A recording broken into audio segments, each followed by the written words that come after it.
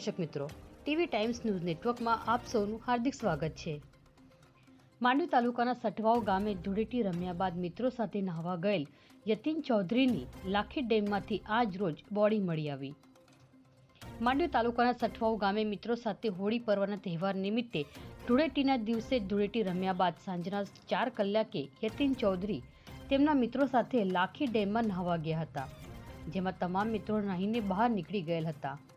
જેમાં યતીન ચૌધરી ડેમમાંથી બહાર ન આવતા શોધખોળ કરતા ન મળતા ગામના સરપંચ દ્વારા માંડવી પોલીસ તંત્રને જાણ કરવામાં આવી હતી। માંડવી પોલીસ તંત્ર દ્વારા માંડવી નગરપાલિકા ફાયર વિભાગને જાણ કરવામાં આવી હતી, જેમાં ફાયર વિભાગની ટીમ તાત્કાલિક ઘટના સ્થળે આવી પહોંચી હતી અને શોધખોળ હાથ ધરવામાં આવી હતી, જેમાં ગ્રામજનો પણ જોડાયા હતા। આજ રોજ યતીન ચૌધરી સટવાવ ગામના રહીશ છે, જેમની ઉંમર વર્ષ 21 છે, જેમની બોડી ફાયર વિભાગની ટીમ દ્વારા બપોરે 3:30 કલાકે ભારે જહેમત બાદ શોધી કાઢવામાં આવી હતી। પોલીસ તંત્ર દ્વારા આગળની કાર્યવાહી હાથ ધરવામાં આવી છે। આ સાથે જ જોતા રહો ટીવી ટાઈમ્સ ન્યૂઝ નેટવર્ક। ધન્યવાદ।